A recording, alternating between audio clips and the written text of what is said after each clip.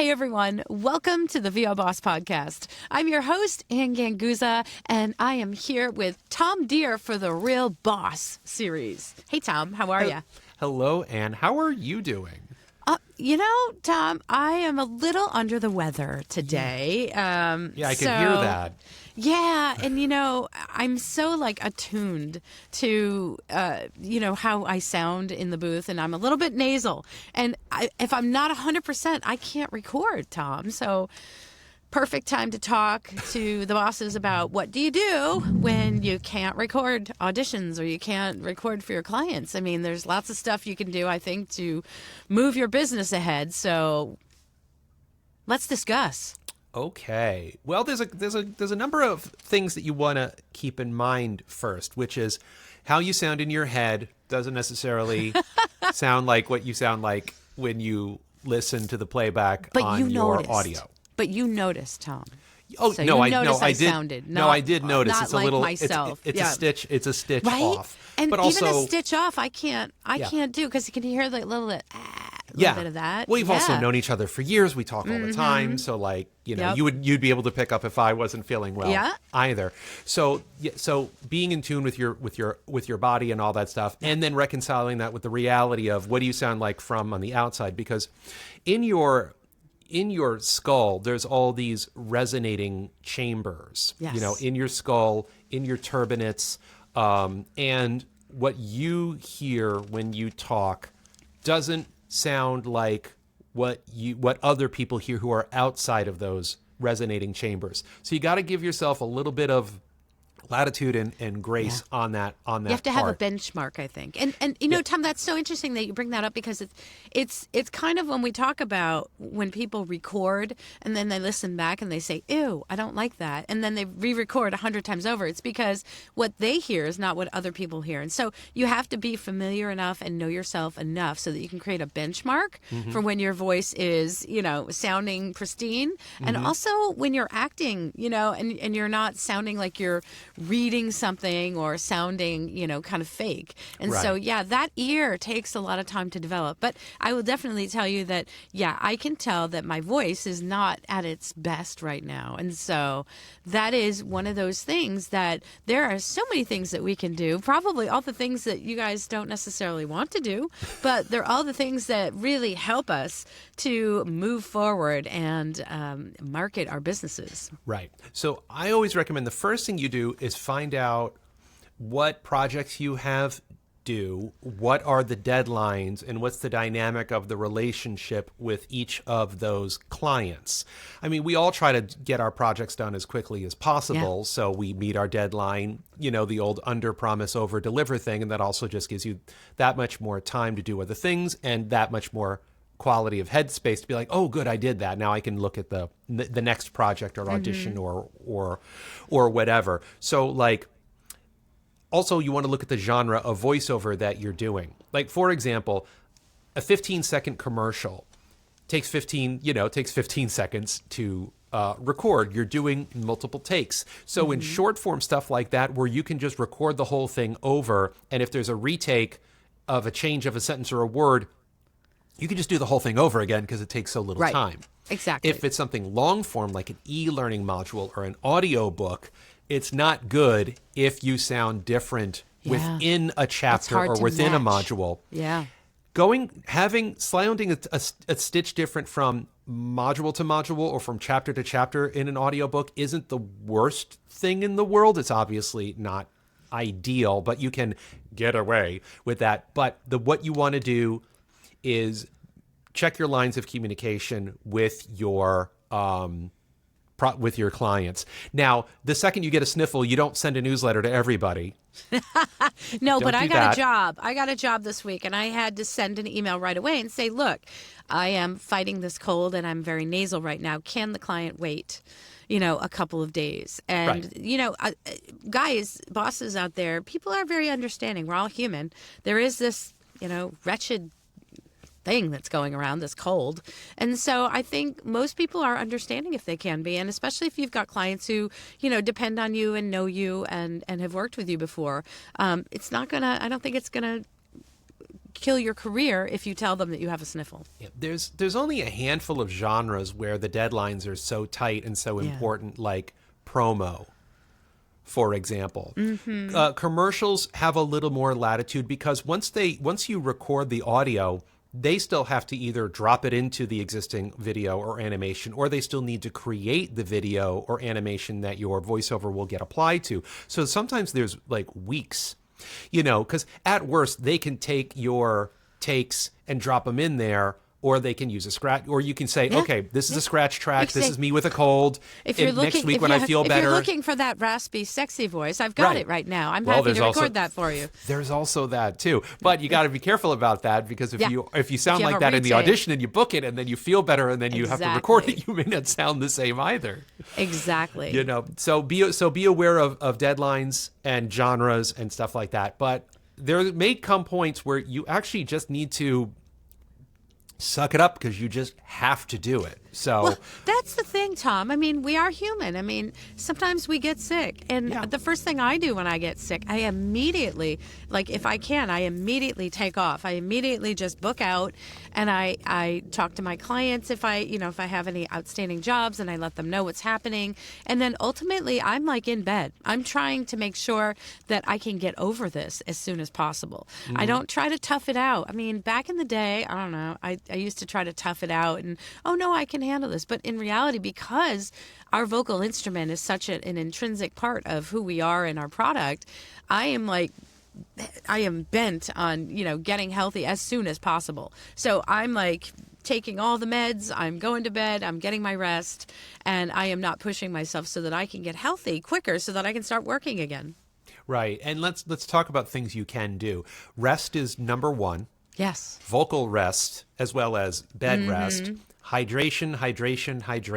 Oh, isn't that the truth? Yeah. No matter how you're feeling as a voice actor, you must always be hydrating. I have coconut water every single morning before I sit down. Also, because water bottle. There you go. I got a glass a day. Three of them a day. I have a glass of water at my side every day, and then I have coconut water in the morning because also in the middle overnight you're not hydrating because you're sleeping. So exactly. I do that also because I'm at my desk in the booth 7:30 pretty much every morning, hitting the ground running with auditions. And, I want to make sure I am as loosened up and warmed up as possible. Well, also, I want to say that during this time of the year when it's colder out and you have heat on, the heat will also dry you out incredibly. And so if you have a humidifier or you have like a mask or a face mask that that can put steam up into your face, or sometimes I just put my face into the dishwasher after it's finished running and then the steam comes up. So take a hot shower. That steam will really help to moisten things, and try to be careful when you're coughing or using your voice because it can do damage to your vocal cords, and you don't want that. I mean, it also sounds cliche, but getting as much vitamin C in you as possible. So lots of juices, lots of citrus and things like that. That always helps too. And keep going your protein outside, even though it's freezing cold, sometimes going outside because of the moisture in the air can, for just a little bit, I mean, dressed up warmly, of course, but for just a little bit can help you because a lot of times the internal air, as I mentioned, circulating air in your house can be very drying. Absolutely. I mean, I'm sure our bosses have other secrets and remedies and other ways of doing it. So we would obviously love to hear your suggestions and comments as well. I will openly blame my husband. I love you, Jerry, who had the flu. And I ran around with a can of Lysol, and saying, I'm not going to get sick. I won't get sick. And I didn't get the flu, but I did get this cold. So unfortunately, his turned into bronchitis, which, again, it turned a little more serious. But, and I'm just I'm thankful that I'm getting over this cold. However, I did have to put some clients on notice.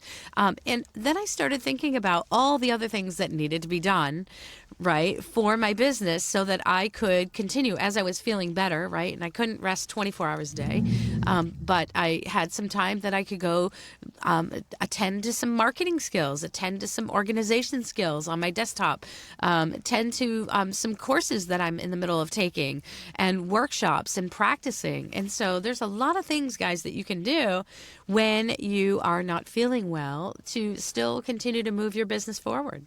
And that reminds me of something. This is something I tell all of my students. Whether you're ill or whether you're healthy, you want to learn to listen to your body and listen to your brain and listen to your heart and see what they tell you. And the practical application of that is figure out the times of day that you are vocally at your best and when you're not. There are some people who, I'm very fortunate, within 15 minutes of me waking up, I can be in the booth and busting out auditions and bookings. I'm very lucky. Some people don't have that. Sometimes they need hours to hydrate and feed themselves and get their protein and their energy up before they're ready to get in the booth and do their thing. And so check out when you're vocally at your best and when you're not, and try to wrap your day around that when it comes to auditioning and booking stuff. But the other thing is you also want to gauge when you are creatively at your best throughout the day. Now, that could also go hand in hand with vocally at your best because you want to be creative to make strong acting choices when you're doing your auditionings and your bookings. But what I'm talking specifically about is stuff like social media, blogging, crafting newsletters, crafting cold emails or follow-up emails. You're going to be at different creative levels throughout the day, just like you're going to be at different, vocal healthy and just overall physically healthy and energy level throughout your day. So keep an eye out for when you're coming up with really good ideas, and keep an eye out on when you're really struggling to just write, a couple of sentences that you're going to post on. And let me interject. Yeah, let me interject that not only it's good to know like when your creative times are, but it's also you don't have to worry so much about like, oh, I'm going to write an email and then send it out because there are schedulers, and there are times when it's good for people to receive your your content that you're creating or those emails. And so the nice thing is that we can always schedule out the things that we're doing when we're the most creative. And so I'm very creative in the morning when I get up. And so I can, go ahead and craft like 20 emails, and then I can schedule them out for later. So that's a good time for me to, write in the morning and also write blogs. I have certain days that I create content on video. So that's typically in the afternoon, and I have to schedule in, well, when am I going to do the hair and makeup? Because I need to be camera ready. So that's a time as well. And if I'm not feeling well, then maybe, actually this week I did a whole series on what do I do when I'm sick, for my video shorts. And so the nice thing is that I was able to, I was feeling well enough that I could at least get a little dressed up and feel a little more human than I was feeling earlier in the week. So it was a good time. I was able to keep on that video schedule, but sometimes you just have to cancel that and then work on other things. And I also had some courses that I was taking where I'm trying to improve my skills in other genres. And so I went ahead and watched videos. I went ahead and practiced, I practiced scripts, and it was something that I didn't have to actually audition for, so it was fine that I could practice, and it really worked out well for me to get all those things done that I had on my other list of things to do, which I kept putting off because I kept thinking, well, other things are more important. So it was great for me to catch up on all the things on my list of things to do for improving my own self. And so it's funny because a lot of times I'm like, let's take care of my clients first, which is where I think most of your business needs to be.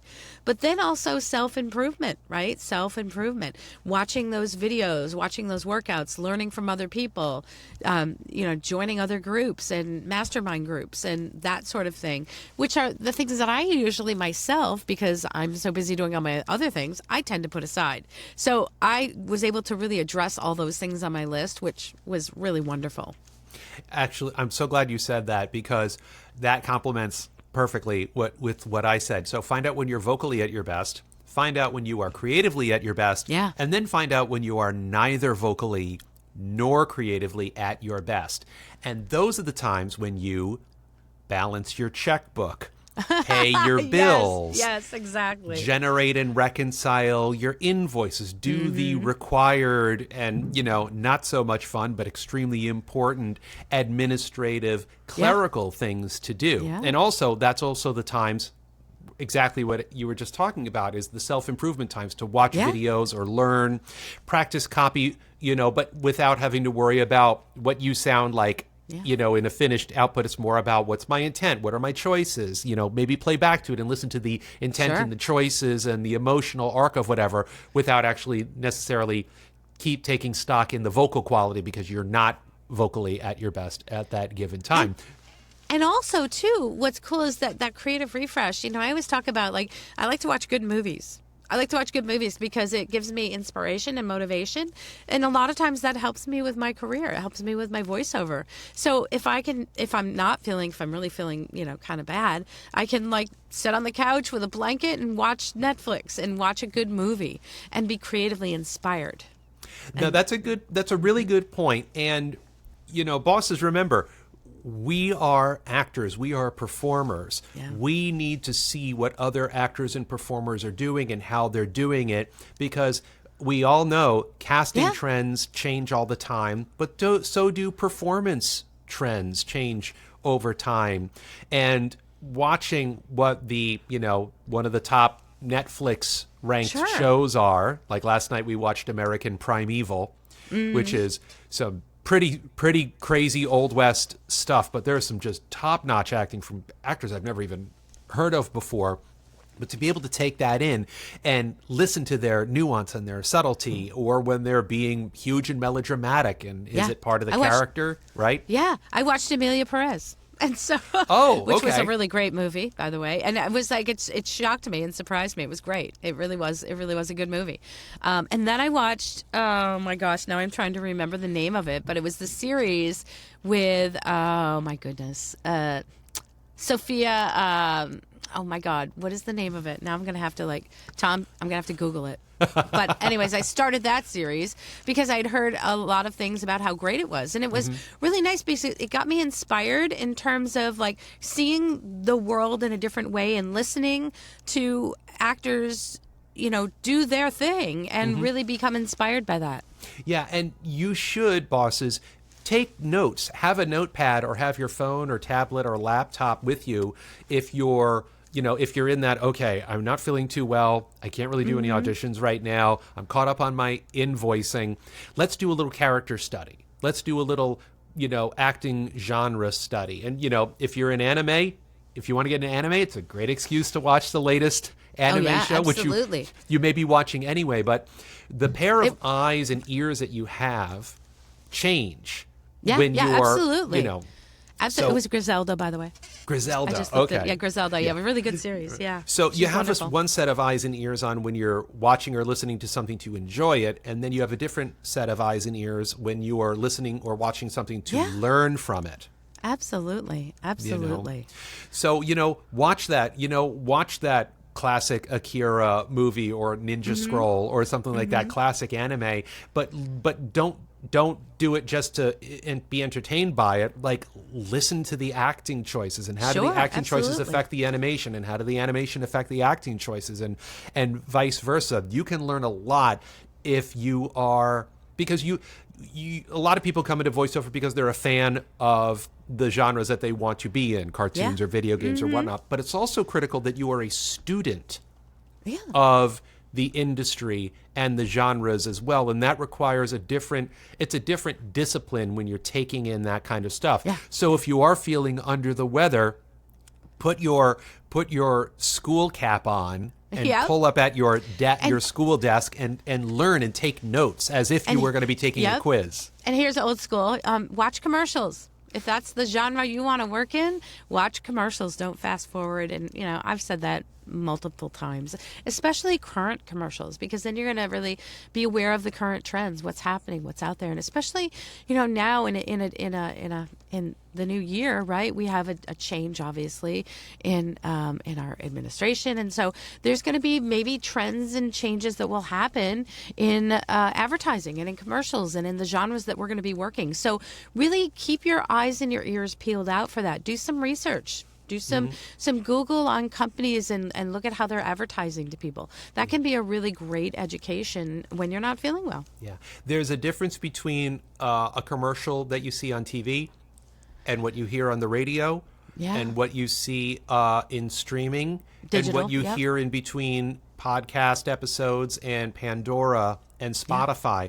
These are, even though they're all technically the same thing, they're commercial voice actors, different lengths, different lengths, styles, different audiences, different formats based on the milieu or the medium of whether it's a TV commercial or a radio spot or a streaming. So listen to those, and again, take notes. Notice the difference. Like radio spots, for example, we talk a lot faster. Yeah. Absolutely. So absolutely. And you carry more of the story because there's no visual there, right? Right. And you're more. Exactly. And I'm always telling my students, because a lot of students, they're like, so what is the difference between this genre and this genre? Especially when we're talking about nuanced genres like corporate explainers and corporate narration. What's the difference between corporate narration and a commercial? Well, you've got longer time to tell it. And typically corporate narration is still a sell because you're talking about a company, and companies are there to sell. So, you can really kind of study if you look at the nuances of how things are marketed, how commercials are run versus how digital media is run versus how we listen to Pandora or Sirius XM, how those commercials are run. You can really hear the difference in how within the mediums how these advertisements are presented. So really, there's so much that you can do. It's incredible, Tom, that we even get in our studios at all to do voiceover work, because there's so much stuff that you can do in the meantime to educate yourself, to prep yourself, to be ready for whatever you might be asked to do in your voiceover career. Yeah, that's one thing is a lot of people think that it's all about auditioning and booking and auditioning and booking, and that's what their whole career is. And it's not, because you're running a business. And there's so many things that need to be done in so many different ways. And everything is important. I mean, obviously the auditions are critical, but so's generating and sending an invoice, because if you don't send the invoice, you don't get paid. And what a better time to do that? Your website is important. Right. Website maintenance, marketing research, lead generation. Social media is important. However you're reaching out to your potential clients is important. And so, you can have the best little voice in the world, but if nobody knows about it, right, they can't hire you, right? And you can't make a living.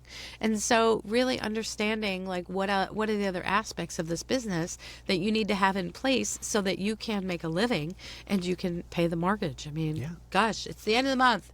And every month I'm like, oh, I gotta contribute to the mortgage here. And so ultimately, right, my business needs to keep moving forward. I need to keep finding clients. I need to keep improving my product. I need to keep thinking of innovative ways that I can get out in front of people so that they can hire me. They can hire my services. Well, now that we've talked about that, I hope you feel better. Well, thank you, Tom. And yes, bosses, keep healthy. And of course, I do sell a wonderful product, actually, which does help, right? This my vocal spray. I have a couple of products, and here's a shameless plug for my vocal spray. My vocal spray does help, and as a matter of fact, I should probably spritz some now, but it does help keep your voice healthy. Although, unfortunately, nothing is 100%. I wish that were the case. I wish I had, here's the ultimate cure. That you'll never get a cold again. However, if you do have a cold, you may not suffer as much.